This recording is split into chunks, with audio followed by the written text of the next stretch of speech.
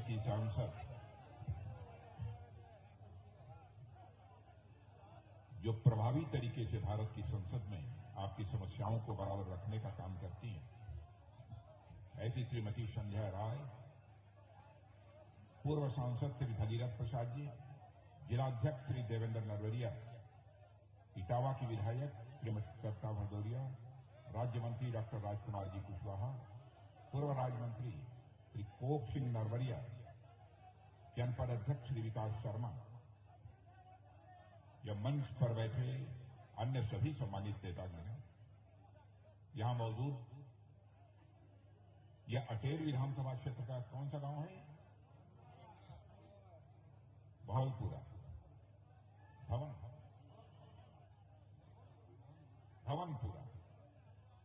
बहनों भाइयों, आपने बहुत ही गर्मजोशी के साथ स्वागत किया है। आपने फूलों की हार पहनाकर मेरा स्वागत किया है। आपने तालियां बजाकर स्वागत किया है।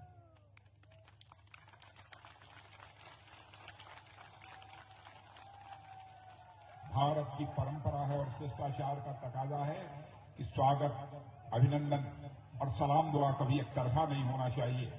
इसलिए मैं भी अपनी तरफ से शीश झुकाकर आप सभी बहनों भाइयों का हार्दिक अभिनंदन करता हूं। आप सभी का मैं स्वागत करता हूं।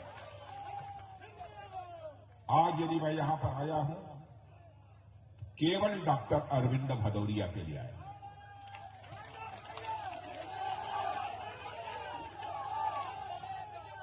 इन्होंने, आपके डॉक्टर अरविंद भदौरिया ने यहां क्या किया है, क्या नहीं किया है, मुझसे बेहतर आप जानते हैं। लेकिन जिस समय डॉक्टर अरविंद भदौरिया अपने विचार व्यक्त कर रहे थे, मैं गौर से उनकी बातों को सुन रहा था।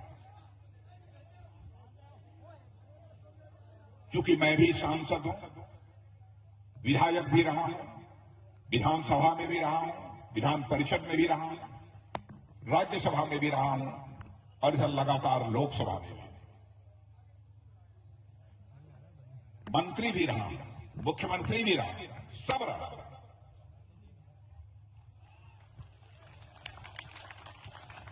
बहनों भाइयों, मैं जनप्रतिनिधि को नख से सिख तक मैं पहचानता हूं। जिंदगी में कभी भ्रष्टाचार के साथ समझौता नहीं किया। और आपके प्रत्याशी अरविंद भदौरिया के बारे में भी मैं कह सकता हूं, यदि कोई विरोधी होगा, यह कहेगा कि अरविंद भदौरिया ने यह काम करा दिया होता तो और अच्छा होता, यह भी करा दिया होता तो और अच्छा होता। लेकिन कोई मां का लाल उंगली उठाकर नहीं कह सकता कि हमारे अरविंद भदौरिया के दामन पर कोई भ्रष्टाचार की दाग लगी हुई हो, यह कोई नहीं कह सकता। इनकी सज्जनता और सरलता के बारे में कोई सवालिया निशान नहीं खड़ा कर सकता। और जिस राजनीतिक पार्टी के कार्यकर्ता के रूप में बराबर बचपन से वह काम कर रहे हैं, मेरे बहनों भाइयों, वह भारतीय जनता पार्टी हिंदुस्तान की सबसे एक विश्वसनीय पार्टी है, साख है। और इसलिए मैं विश्वसनीय पार्टी कह रहा हूं और इसलिए पार्टी की साख की मैं चर्चा कर रहा हूं। जो हम लोगों ने कहा है उसे किया। रघुकुल रीति सदा चली आई, प्राण जाई पर बचन नहीं।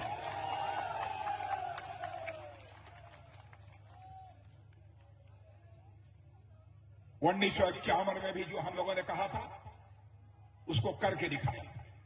यही कहा था ना, जिस दिन हमको संसद के दोनों सदनों में स्पष्ट बहुमत मिल जाएगा, जम्मू कश्मीर जिसे धारा 370 के तहत विशेष दर्जा प्राप्त है, उसको हम चुटकी बजाकर समाप्त करेंगे। और आपने देखा कि हमने डंके की चोट पर उसे समाप्त कर दिया। 1984 में यही कहा था, संसद में बहुमत मिल जाएगा तो अयोध्या की धरती पर रामलला का भव्य मंदिर बनने से कोई दुनिया की ताकत रोक नहीं है।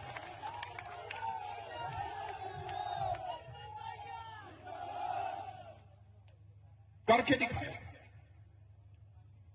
जब जनसंघ के रूप में हम लोग काम कर रहे थे 1951 में, लोग कहते थे जब चुनाव आता है तब आप लोग धारा 370 समाप्त करने की बात करते हैं। जब चुनाव आता है आप राम मंदिर की बात करते हैं। बनाते हैं नहीं। अरे मैंने कहा आने तो दो। आ गई 2014 से चल रही है 370 भी समाप्त। 22 जनवरी को आप सबको आमंत्रित करने के लिए आया हूं। आइए अयोध्या की धरती पर भक्त राम का मंदिर अपनी आंखों से देखिए, रामलला का दर्शन करिए।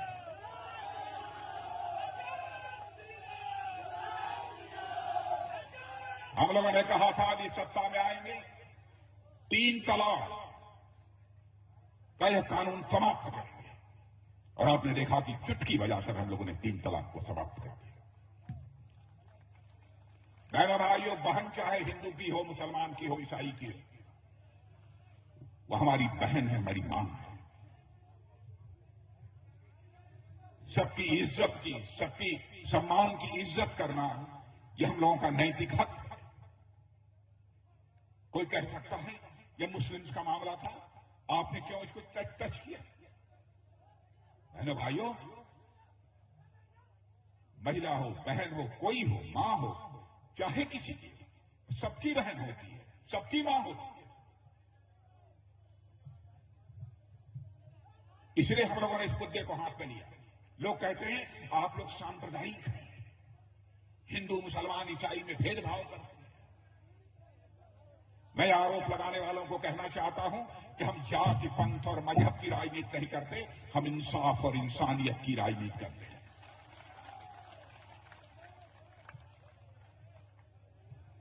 आज आप लोगों से कहने आया हूं, कुछ समय पहले लोग इसी मध्य प्रदेश के बारे में कहते थे कि मध्य प्रदेश ये बीमारू राज्य है,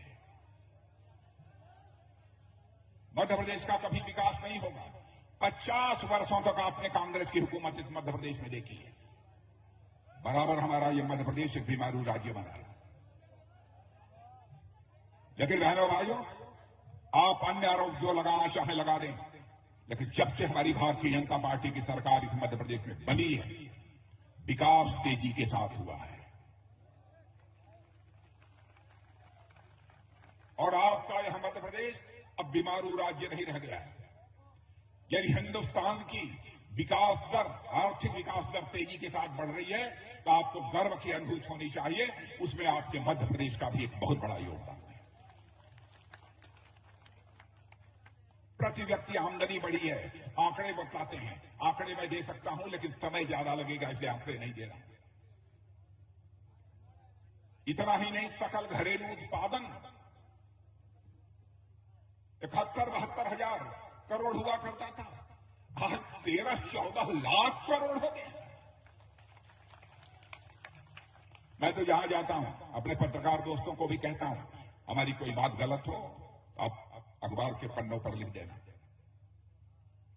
मैं अपनी गलती स्वीकार कर लूंगा, क्षमा याचना कर लूंगा। क्योंकि राजनीति मैं जनता की आंखों में धूल झोंक कर नहीं करता बहनों भाइयों, जनता की आंखों में आंख डालकर राजनीति में करता हूं।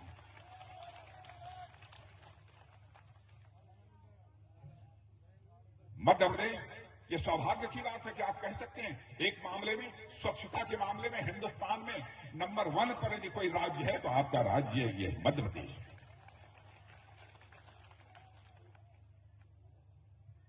और यहां के मुख्यमंत्री ने जिस तरीके से सरकार चलाई है, उसकी जितने भी सराहना की जाए वह कम है शिवराज जी की।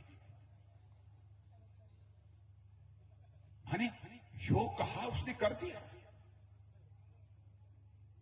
यदि हमारे प्रधानमंत्री नरेंद्र मोदी जी ने 6,000 रुपया किसान सम्मान निधि के अंतर्गत आपको मुहैया कराया, तो पहला अकेला राज्य, इकलौता मुख्यमंत्री जिसने कहा यदि प्रधानमंत्री हमारे मध्य प्रदेश को दिल खोल कर 6,000 रुपया दे रहे हैं तो 6,000 रुपया मैं अपनी तरफ से मध्य प्रदेश के किसानों को देता हूं। आप पता लगा लीजिए, हिंदुस्तान के अन्य किसी मुख्यमंत्री ने किया, अन्य किसी सरकार ने किया? किसानों का कर्ज माफ कर दिया, फिर भी कांग्रेस के लोग कहते हैं कुछ नहीं किया। लाडली बहना योजना के अंतर्गत क्या किया है आप लोग जानते हैं? क्या हमारी सरकार से ज्यादा कभी काम कांग्रेस की सरकार ने किया है? बहनों भाइयों, फैसला यदि होना चाहिए तो इंसाफ के तराजू पर तोल कर फैसला होना चाहिए। केवल इस आधार पर फैसला नहीं होना चाहिए वो बड़े अच्छे हैं, हमारे नजदीक हैं, क्योंकि आप वोट डालते हैं तो केवल सरकार बनाने के लिए वोट नहीं डालते हैं, आप वोट डालते हैं तो देश बनाने के लिए वोट डालते हैं, समाज बनाने के लिए वोट डालते हैं। व्यक्तिगत दोस्ती, व्यक्तिगत रिश्ते किसी के साथ हो सकते हैं, लेकिन बहनों भाइयों, जब राष्ट्र का सवाल खड़ा है, देश का सवाल खड़ा है, वहां पर निष्पक्ष फैसला होना चाहिए। और मैं आप उन लोगों से कहना चाहता हूं और उन माताओं बहनों से कहना चाहता हूं जिन माताओं की कोख से ऐसे बहादुर जन्म लेते हैं कि कभी कभी यह भी सुना है कि यहां के रहने वाले लोगों के परिवार के सारे लोग फौज को अपनी सारी सेवाएं देते हैं। इसलिए मैं इस इंसाफ की बात कर रहा हूं। यदि मैं विकास की चर्चा करूंगा तो बात बहुत दूर तक जाएगी, बहुत नहीं कहूंगा। भ्रष्टाचार पर काबू पाने के लिए भी प्रधानमंत्री ने जिस प्रकार की व्यवस्था की है, कोशिश कर रहे हैं। भ्रष्टाचार काबू पाना कोई आसान खेल नहीं है। भाषण देकर भ्रष्टाचार समाप्त नहीं हो सकता। व्यवस्था में परिवर्तन करना होगा, सिस्टम में चेंज लाना होगा। और आपने देखा, राजीव गांधी जी एक बार कहते थे, क्या करें, 100 पैसा मैं दिल्ली से भेजता हूं, लोगों की जेब में बामुश्किल 14 पैसा पहुंच पाता है, 86 पैसा भ्रष्टाचार की भेंट चढ़ जाता है। लेकिन हमारे 56 इंच चौड़े सीने के प्रधानमंत्री नरेंद्र मोदी जी ने कहा कि मैं लाचार नहीं हूं, मैं बेचारा नहीं हूं, भ्रष्टाचार की चुनौती को मैं स्वीकार करता हूं। और उन्होंने सभी का बैंकों में खाता खोल दिया। और यदि आज 6,000 रुपया यदि बैंक, दिल्ली के बैंक के खाते से निकलता है तो 6,000 रुपया आपके बैंक के खाते में पहुंचता है। इसीलिए मैं कहता हूं, भ्रष्टाचार भाषण देकर समाप्त नहीं होगा, व्यवस्था में परिवर्तन लाना पड़ेगा। और ये सब काम किया। जहां जहां भी राज्य में हम लोग सरकार चला रहे हैं, कांग्रेस से हम बेहतर सरकार चला रहे हैं। धन्यवाद। आप खुद ही पता लगा लीजिएगा, हमारे प्रेस के दोस्तों से पूछ लीजिएगा। हिमाचल में कांग्रेस की सरकार है, कर्नाटक में कांग्रेस की सरकार है, राजस्थान में कांग्रेस की सरकार है। वहां लाले पड़े हैं इस बात की कि वेतन कैसे। लेकिन हमारे शिवराज सिंह की सरकार के सामने यह लाले नहीं पैदा हुए कि हम वेतन अपने कर्मचारियों का कैसे दें। क्यों उनके यहां के आर्थिक हालात इतने खस्ते हो गए कि अपने कर्मचारियों का सही समय पर वो वेतन भुगतान भी नहीं कर पाते। सरकार यदि किसी को चलाने आता है बहनों भाइयों, तो मैं सीना ठोक कर कह सकता हूं, भारतीय जनता पार्टी कोई सरकार चलाने आता है। क्या इसमें सच्चाई नहीं है कि जब से हमारी सरकार 2014 में मोदी जी के नेतृत्व में बनी है, भारत का मस्तक सारी दुनिया में ऊंचा हुआ है। आपके क्षेत्र से भी यदि कोई दुनिया के दूसरे देशों में होगा, वह आता होगा तो बतलाता होगा कि आज से 10 वर्ष पहले लोग दुनिया के देशों में भारत के बारे में क्या सोचते थे और आज क्या हो गया। अंतर्राष्ट्रीय मंचों पर भारत पहले कुछ बोलता था तो दुनिया कहती है भारत कमजोर देश है, बोल रहा है, बातों को गंभीरतापूर्वक सुनते नहीं थे। लेकिन मेरे बहनों भाइयों, आज यदि भारत अंतर्राष्ट्रीय मंचों पर कुछ बोलता है तो दुनिया कान खोल कर सुनती है कि भारत बोल क्या रहा है। यह है हमारा आपका भारत, यह है भारत। भारत पहले कबूतर छोड़ता था, बहनों भाइयों, भारत चीता छोड़ता है। यह है भारत। मध्य प्रदेश में ही हमारे प्रधानमंत्री ने चीता छोड़ा। और मैं बताना चाहता हूं, यह चीता प्रोजेक्ट करिश्मा करने वाला है। अब देखिएगा, देश विदेश से लोग इस प्रोजेक्ट को देखने के लिए आएंगे, यहां के चीताओं को, यहां के शेरों को। समस्याएं कुछ हैं, समस्याओं का समाधान होगा। यह है हमारा भारत। कुछ लोग आपको बीच बीच में चुनाव का समय है स्वाभाविक रूप से गुमराह करने की कोशिश करेंगे। ये एक मध्य प्रदेश में और देखा है, यहां पर चुनावी चिड़िया भी आ जाएगा। चुनावी चिड़िया आपने देखा है कि नहीं? कितने लोगों ने चुनावी चिड़िया देखा है? वाह, देखा है तुमने? कहां है? उड़ती है ना, अरे उत्तर प्रदेश से उड़ के आती है। जब भी मध्य प्रदेश में होगा, 2 चुनावी चिड़िया उत्तर प्रदेश से उड़कर मध्य प्रदेश में आ जाती है। वह दोनों चुनावी चिड़िया का नाम है, एक समाजवादी पार्टी, एक बहुजन समाज पार्टी। और जो ही चुनाव समाप्त होगा, जब फिर से उत्तर प्रदेश को लौट जाएंगे। बताइए मध्य प्रदेश में आपकी क्या है? केवल जात के आधार पर आप वोट मांगते हैं? क्या किया है आपने मध्य प्रदेश की जनता के लिए?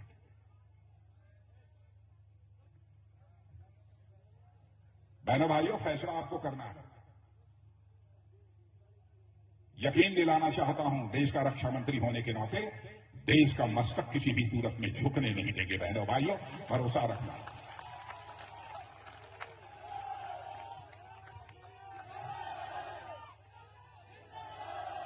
और यह बात यदि मैं कह रहा हूं, यहां की बहादुर माताओं ने अपनी कोख से जो बहादुर लाल पैदा किए हैं, उसके दम दम पर मैं कह रहा हूं।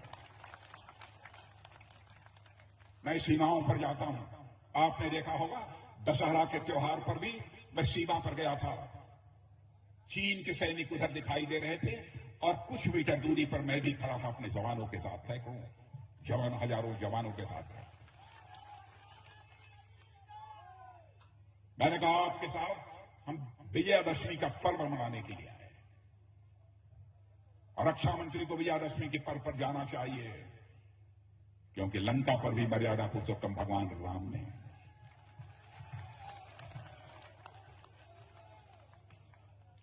इसीलिए मैं गया। हौसला बुलंद है। 10 कदम चलने में भी यदि कमजोर दिल का आदमी हो, श्वास फूलने लगती है। वहां पर काम करते हैं हमारे सेना के जवान, किन कठिनाइयों में काम करते हैं, फिर भी उनके चेहरे पर चमक, हौसला बुलंद। यकीन दिलाता हूं बहनों भाइयों, किसी भी सूरत में हम लोग देश का मस्तक झुकने नहीं देंगे। इसीलिए मैं कहता हूं,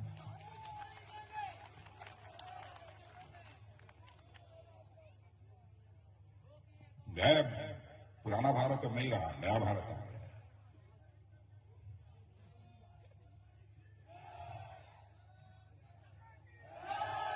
हम किसी को छेड़ेंगे नहीं, हम किसी को छेड़ेंगे नहीं। अरे सुनो, किसी को हम छेड़ेंगे नहीं, क्योंकि भारत का यह इतिहास रहा है कि भारत ने न तो दुनिया के किसी देश पर कभी आक्रमण किया है और दुनिया के किसी देश की 1 इंच जमीन पर भारत ने कभी कब्जा किया। भारत का चरित्र है। इसीलिए मैंने कहा हम किसी को छेड़ेंगे नहीं, लेकिन हमको यदि कोई छेड़ेगा तो हम उसे छोड़ेंगे भी नहीं।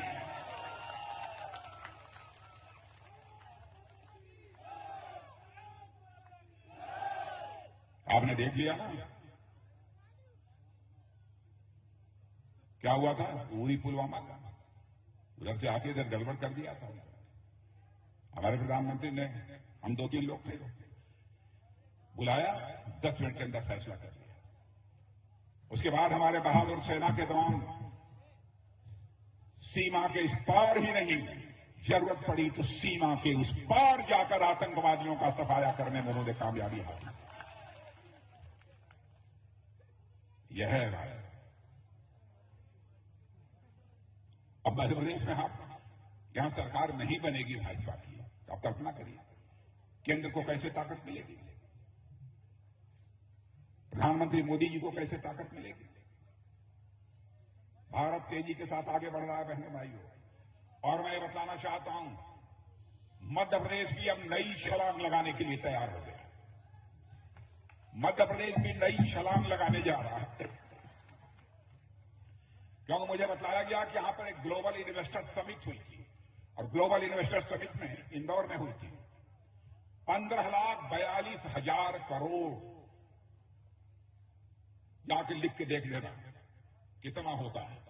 15,42,000 करोड़ का समझौता किया है कि मध्य प्रदेश में आकर निवेश करें। हमारे डिफेंस का बजट 6 लाख करोड़ का है, लगभग उत्तर प्रदेश का भी बजट उतना है।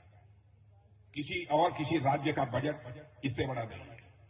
उसका लगभग 2.5 गुना करोड़, 2.5 गुने। ग्लोबल इन्वेस्टर समिट जो इंदौर में हुई थी उसमें समझौते हुए हैं और 4 यहां पर इंडस्ट्रियल कॉरिडोर बनेंगे, इन्वेस्टमेंट कॉरिडोर। इसका मतलब हमारी सरकार दूरदर्शी है, सोचती है। राज्य का विकास भी होना चाहिए, लेकिन विकास में नौजवानों की योग्यता, प्रतिभा, क्षमता की भागीदारी होनी चाहिए, यानी नौजवानों के हाथों को रोजगार का अवसर मिलना। क्योंकि यदि ऐसा नहीं होगा, क्योंकि निवेश यदि होगा ही नहीं, इन्वेस्टमेंट होगा ही नहीं, तो लोगों को रोजगार का अवसर कैसे मिलेगा। इसलिए बहनों भाइयों, आपने कमलनाथ जी को भी देख लिया है। 1.5 साल तक उनकी भी सरकार रही। पूरी हमारी योजनाओं को उन्होंने बंद करने की कोशिश की। कर्ज माफी का वादा किया था, वो भी नहीं किया। हमारे शिवराज जी ने तो उसे माफ कर दिया। केंद्रीय योजनाओं को लागू करने में बाधा पैदा करते थे। 8 लाख मकान बनाने का कहा हम लोगों ने, 2 लाख वापस कर दिया। इसलिए मैं आप सभी लोगों से कहता हूं, मेरे बहनों भाइयों, आपका समर्थन भारतीय जनता पार्टी को मिलना चाहिए, सरकार बननी चाहिए। और आप सबके रिश्ते नाते जहां भी हों, दोस्त मित्र जहां भी हों, उनको भी कहिए, समझाइए। तो मैं यह मान कर जाऊं कि अरविंद भदौरिया रिकॉर्ड मतों से जीतेंगे, मैं मान कर जाऊं। यहां वहां जो खड़े हैं सब लोग बताइए, हाथ उठाकर मैं मान कर जाऊं। यदि सभी नहीं, बीच के लोग नहीं हाथ उठा रहे हैं, बतलाइए हाथ। यदि हो तो हाथ उठा के पर तालियां बजा दीजिए तो मैं मान लूंगा कि अरविंद भदौरिया जी है।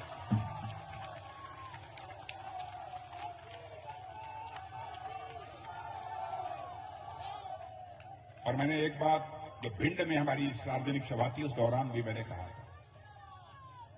भिंड में हमारी सार्वजनिक सभा थी तो उस दौरान मैंने कहा था, मैं पूरे भिंड की जनता से मैंने अपील की।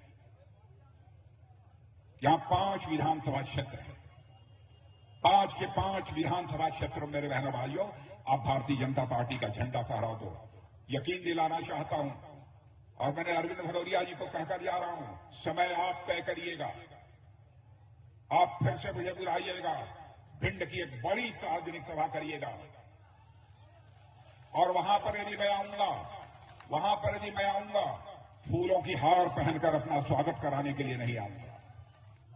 वहां पर मैं आऊंगा तो शीश झुकाकर भिंड की जनता का अभिनंदन करने के लिए आऊंगा, आप सभी का स्वागत करने के लिए आऊंगा।